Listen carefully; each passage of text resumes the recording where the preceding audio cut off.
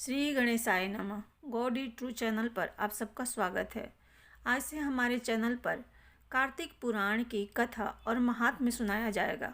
अगर आप लोग सुनना चाहें तो सुन सकते हैं। संपूर्ण कार्तिक पुराण कथा और महात्म्य। एक बार ब्रह्मा जी ने नारद जी को कार्तिक माह के विषय में बताते हुए कहा कि कार्तिक माह भगवान विष्णु जी को सदैव ही प्रिय है। इस मास में भगवान विष्णु जी का ध्यान करते हुए कोई भी पुण्य कार्य किया जाए उसका फल अवश्य मिलता है। सभी योनियों में से मनुष्य योनि को सर्वश्रेष्ठ तथा दुर्लभ कहा गया है। अतः प्रत्येक मनुष्य को कार्तिक माह में पुण्य कर्म करते रहना चाहिए, क्योंकि इस माह में सभी देवतागण मनुष्य के समीप हो जाते हैं। इस माह में देवता मनुष्य द्वारा किए हुए स्नान, व्रत, वस्त्र, भोजन, चांदी, स्वर्ण, भूमि आदि दिए गए दान को विधि पूर्वक ग्रहण करते हैं। इन सभी में से अन्नदान, जो कि सभी पापों का नाश करता है, का अधिक महत्व है। कार्तिक माह में मनुष्य जिस किसी मनोकामना से दान अधिक करता है उसे वह अच्छे रूप में प्राप्त होता है। यदि कोई मनुष्य दान देने में असमर्थ हो तो उसे कार्तिक मास में प्रतिदिन भगवान के नामों का स्मरण करना चाहिए तथा गंगा जी में स्नान करते हुए कार्तिक माह की कथा पढ़नी चाहिए। ऐसा करने से भी मनुष्य पुण्य का भागी बनता है। इस माह में भगवान को प्रसन्न करने के लिए किसी भी मंदिर में भजन कीर्तन करना चाहिए, स्वयं दीप दान करना चाहिए अथवा दूसरे के दीपक की रक्षा करनी चाहिए। भगवान का सारूप्य तथा मोक्ष पद प्राप्त करने के लिए तुलसी तथा आंवले के वृक्ष को भगवत स्वरूप मानकर उसका पूजन करना चाहिए। जो मनुष्य कार्तिक माह में जमीन पर सोता है उसके सभी पाप युगों युगों के लिए नष्ट हो जाते हैं।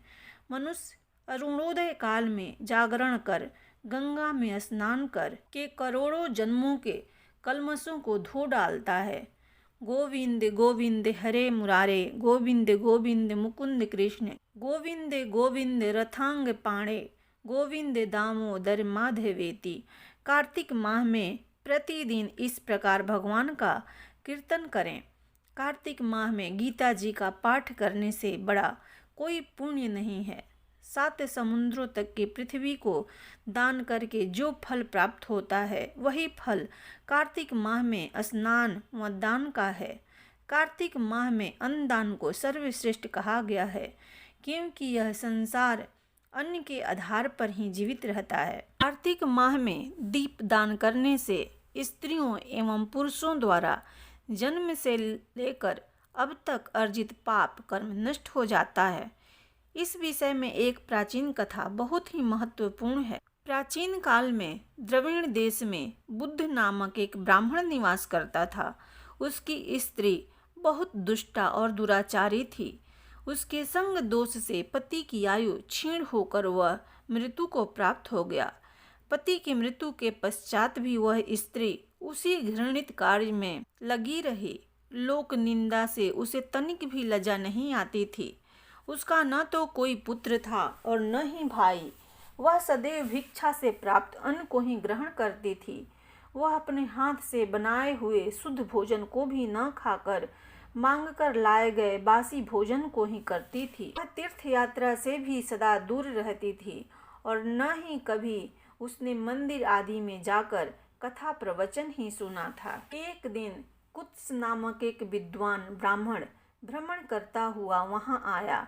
उस ब्राह्मणी को निंदित कार्यों में लिप्त देखकर उसने पूछा, ओ मूर्ख स्त्री, तू मेरी बात ध्यान पूर्वक सुन।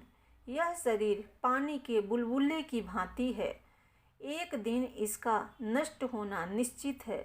यदि तू इस अनित्य शरीर को नित्य मानती है तो अपने मन में बैठे इस मोह का तो विचार पूर्वक त्याग कर दे। सबसे श्रेष्ठ देवता भगवान विष्णु का चिंतन कर और उन्हीं की लीला कथा को आदर पूर्वक सुन। कार्तिक माह आने पर भगवान दामोदर को प्रसन्न करने के लिए स्नान दान आदि करके दीप दान दे और भगवान विष्णु की परिक्रमा करके उन्हें प्रणाम कर, यह व्रत विधवा और सौभाग्यवती सभी स्त्रियों के करने योग्य है। इससे समस्त पापों एवं उपद्रवों का नाश हो जाता है। तू मेरी बात मानकर निश्चय ही कार्तिक में दीप दान कर। इससे तू निश्चय रूप से भगवान विष्णु की कृपा प्राप्त कर लेगी। इस प्रकार कहकर वह कुत्स ब्राह्मण चला गया।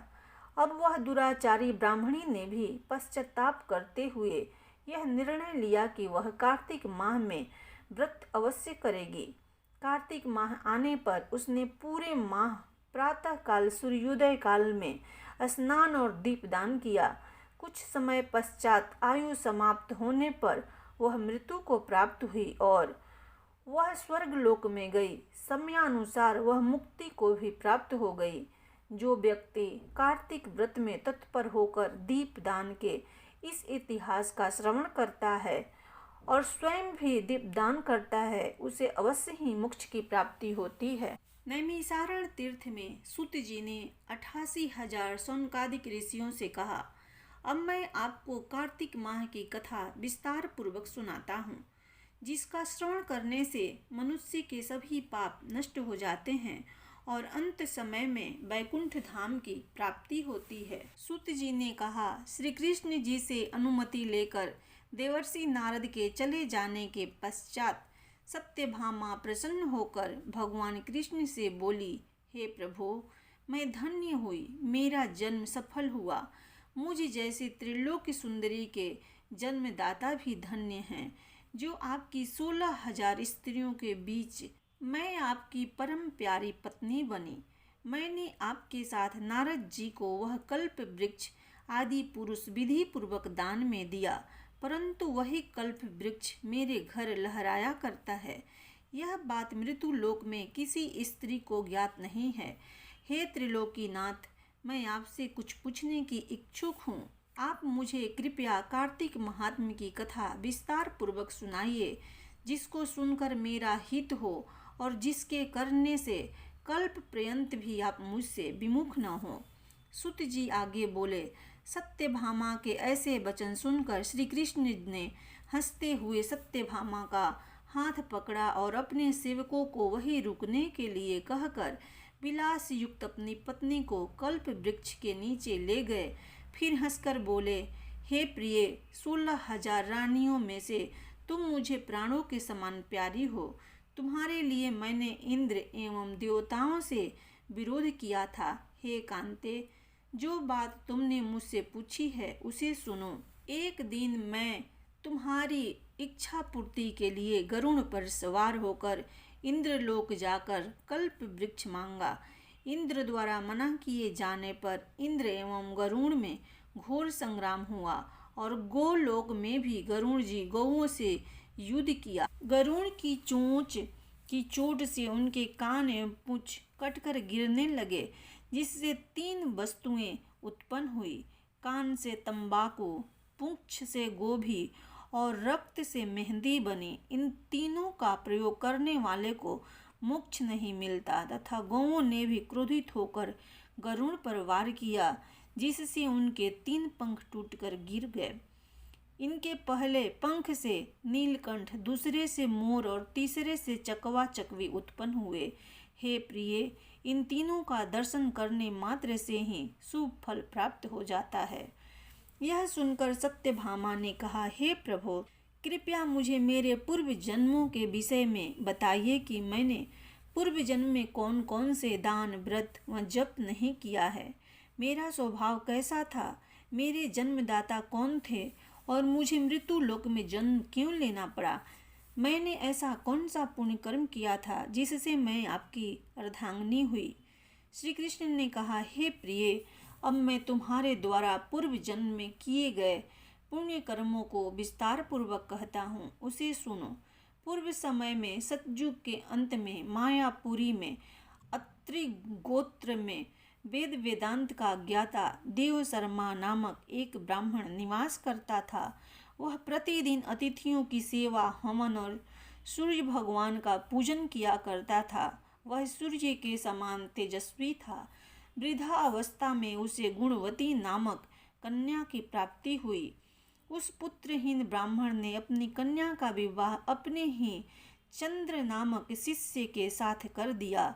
वह चंद्र को अपने पुत्र के समान मानता था और चंद्र भी उसे अपने पिता की भांति सम्मान देता था। एक दिन वे दोनों कुसुम समेधा लेने के लिए जंगल में गए। जब वे हिमालय की तलहटी में भ्रमण कर रहे थे तब उन्हें एक राक्षस आता हुआ दिखाई दिया। उस राक्षस को देखकर भय के कारण उनके अंग शिथिल हो गए और वे वहां से भागने में भी असमर्थ हो गए। तब उस काल के समान राक्षस ने उन दोनों को मार डाला। चूंकि वे धर्मात्मा थे इसलिए मेरे पार्षद उन्हें मेरे बैकुंठ धाम में मेरे पास ले आए। उन दोनों द्वारा आजीवन सूर्य भगवान की पूजा किए जाने के कारण मैं दोनों पर अति प्रसन्न हुआ।